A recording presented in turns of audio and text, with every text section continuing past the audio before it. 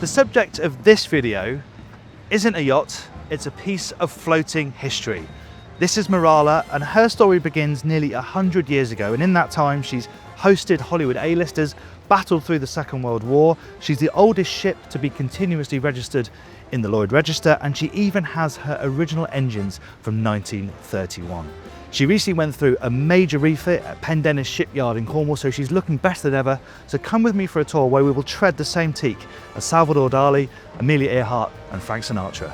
This is something quite special. I'm Jack Haynes, you're watching YachtBuyer.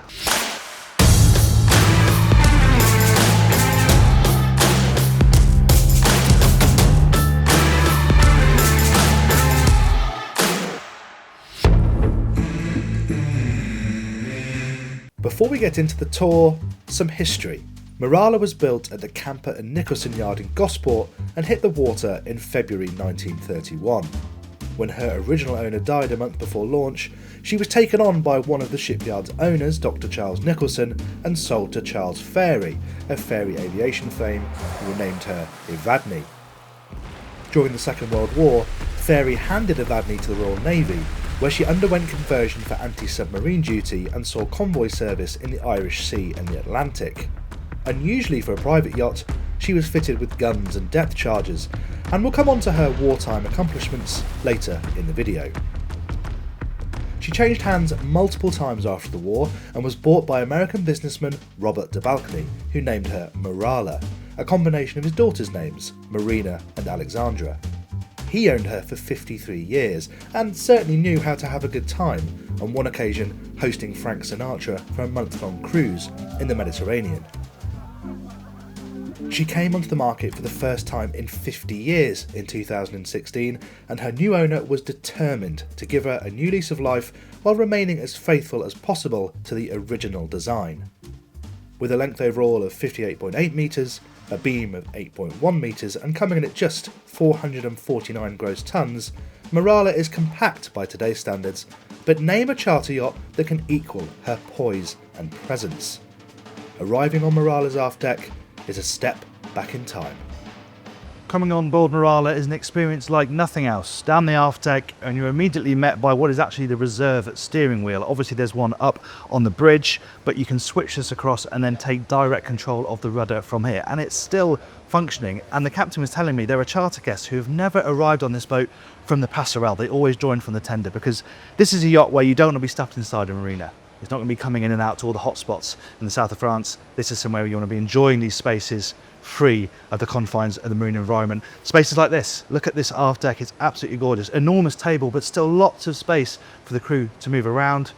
The lighting detail above, which is then mirrored throughout the yacht, we'll see that later on. And of course, this was built in the days long before stainless steel was being used in boat building. So there's wood absolutely everywhere. 15 coats of varnish on all this stuff. It is gorgeous. As is the interior, jaw-dropping is the phrase I'd use, but we're going to go in there in a moment because I want to stay on deck and head up to bridge deck.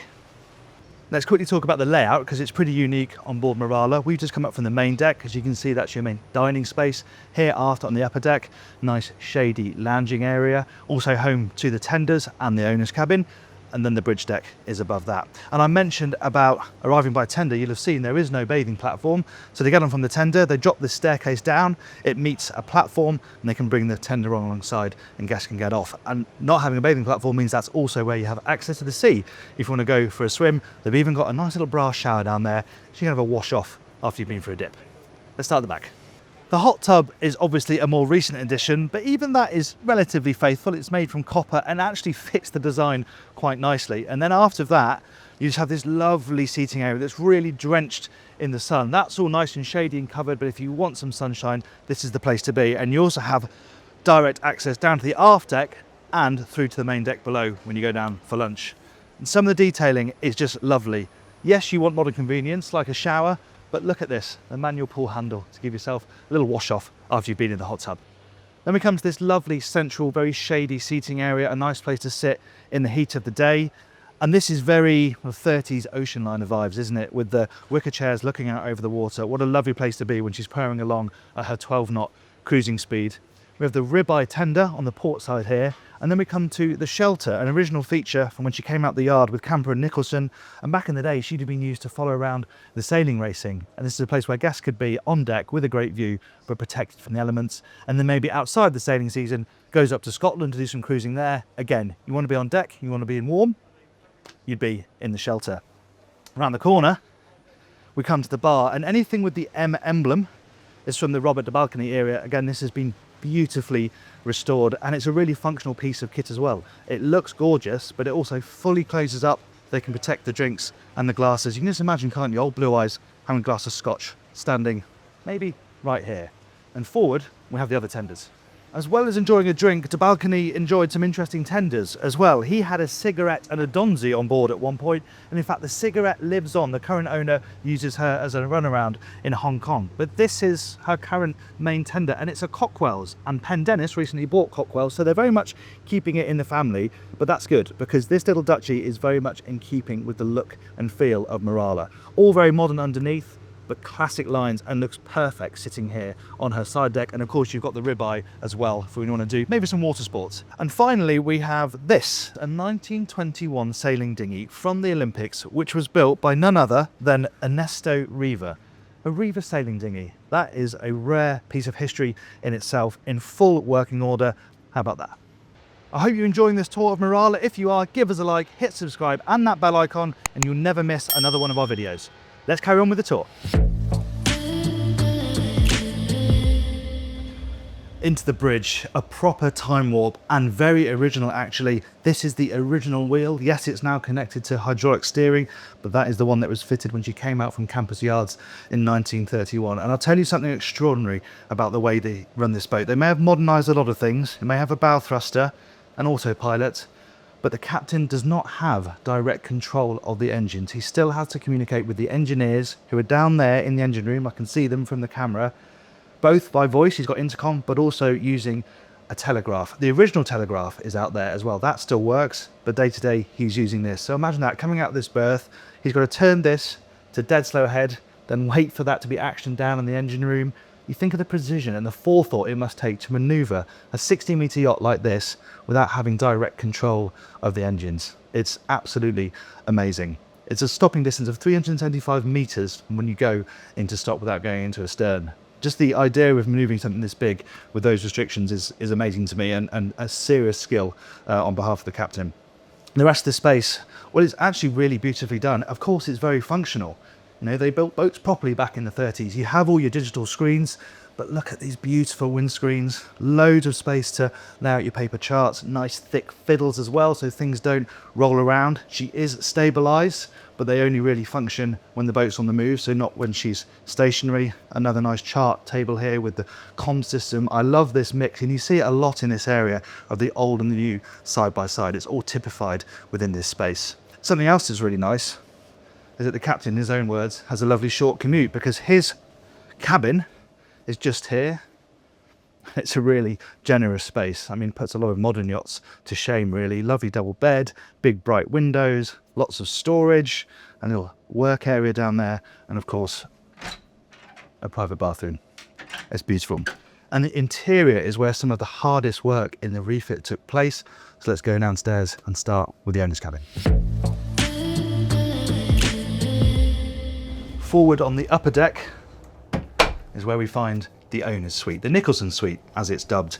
First you have this nice lobby area, and there's a stairway internally down to the main deck from here, and then through into the suite itself, which is absolutely beautiful. It takes up a good portion of this deck, so there's lots and lots of space in here, and some truly gorgeous detailing. Just look at the work in this ceiling here as this pattern meets the woodwork. Beautiful curvature on these cabinets here as well, and a lot of original artwork. We see this dotted around the interior. The owner was intent on maintaining as much originality as he can, so things like these little tables are original, just refurbished, so they're looking pretty much as good as new. And on top of that you have the bell telephones. You see these dotted all the way around the boat for internal communication. But then you have these pops of brighter artwork as well, like the bed head here, which really contrasts nicely with the darker themes that we see around, and more of that gorgeous reconstituted flooring. And then right forward, we arrive in the owner's bathroom. Now this area used to be the bridge until the Navy put the new bridge on above. but it means you can use this space to create what is a wonderful ensuite with a big sink unit over there with twin sinks, lots of storage on either side. I really like the towel rails too, on both sides, all heated as well. And then right forward you have space for what is a really good sized bath finished in black marble with a contrasting brass, toilet on that side, and then a lovely shower cubicle, which is a really good size. It's got a rain shower head, and I love that detail window as well. We see those throughout the boat. Again, nice that you've got one there in the shower cubicle, flooding it with natural light. Forward on the main deck, we find ourselves in one of the most evocative spaces on board Marala, the dining room. This chest here was faithfully replicated by Norfolk Interiors, who are responsible for rebuilding and recreating a lot of the furniture on board. And then you have more internal comms here through the bell phone, but still some modern conveniences. The iPad here, I guess, to control AV, lighting, that sort of thing. But of course we have the new and the old in abundance. The flooring is here as well, the reconstituted flooring, a 100-year-old Chinese rug underneath the dining table, which can be set for 12. Of course, she's capable of carrying 12 guests, and it's just a beautiful space to sit and dine. Some of the features from the portholes, the lighting, this paneling up here behind the table, and of course the main chandelier, a thing of absolute beauty.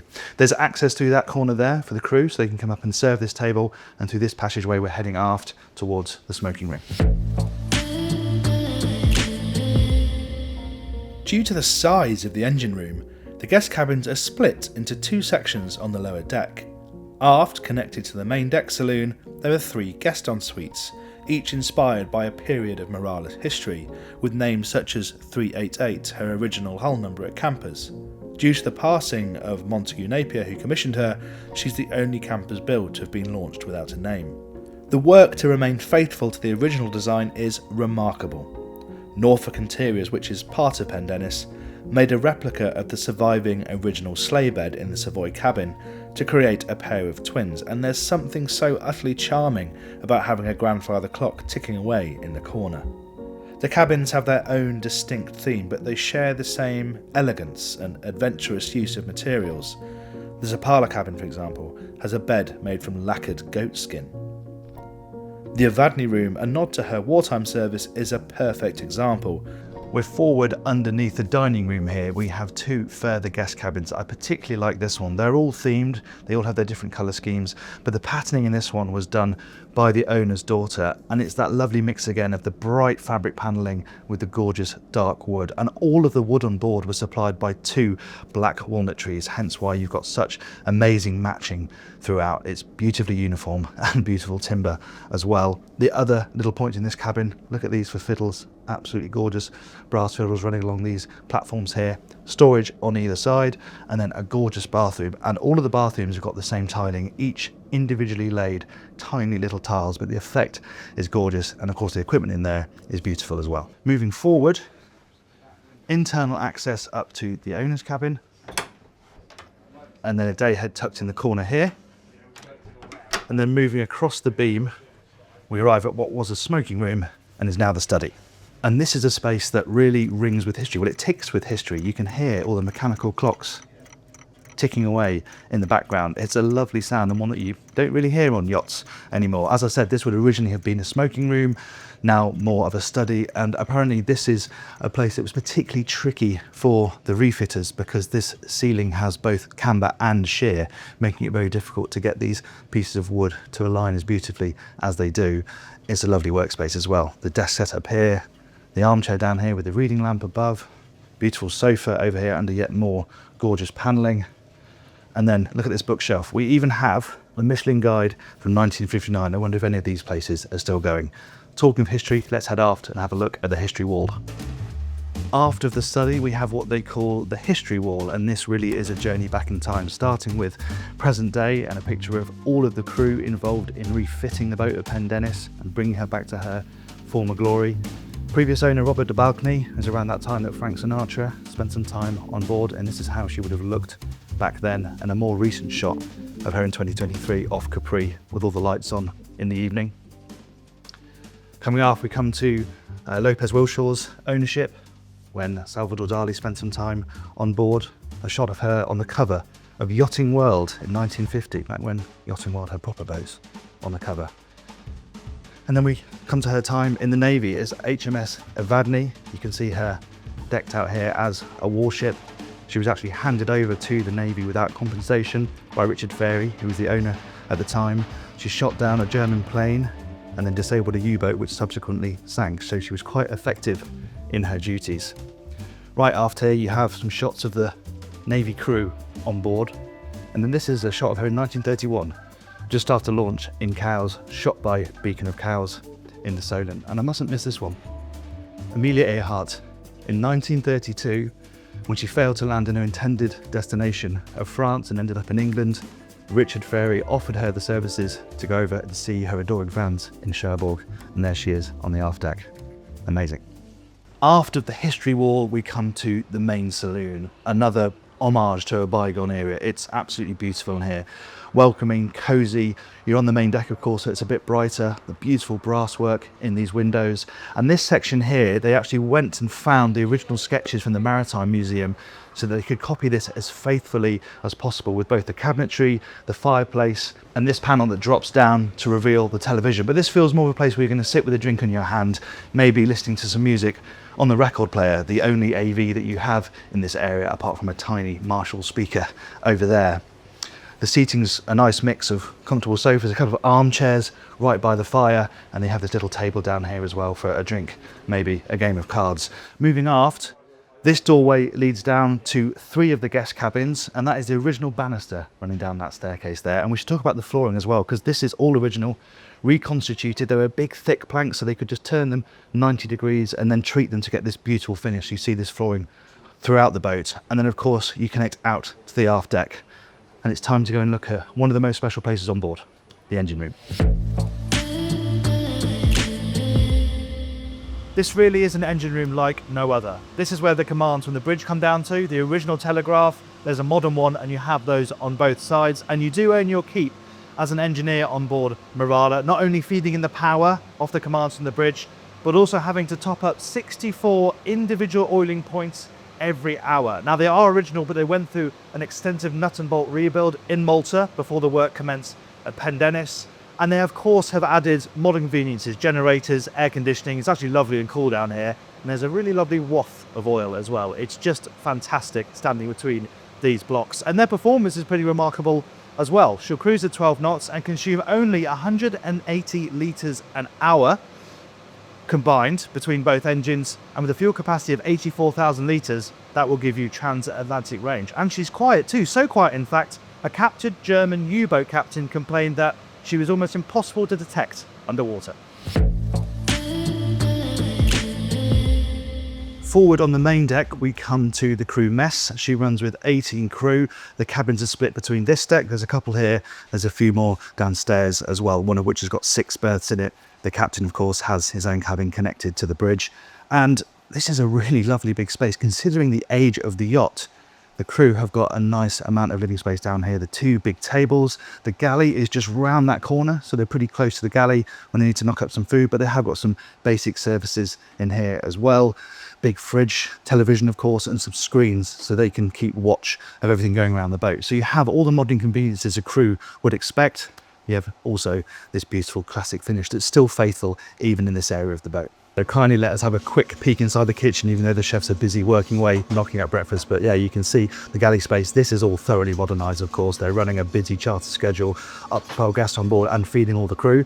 They need the space to do it. This is what it looks like. The fact that Marala is still floating close to a century after her launch is, quite frankly, incredible.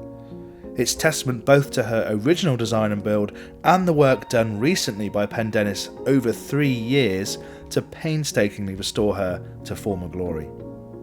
Without these skills being alive and well in a small corner of Cornwall, who knows if Marala would still be around?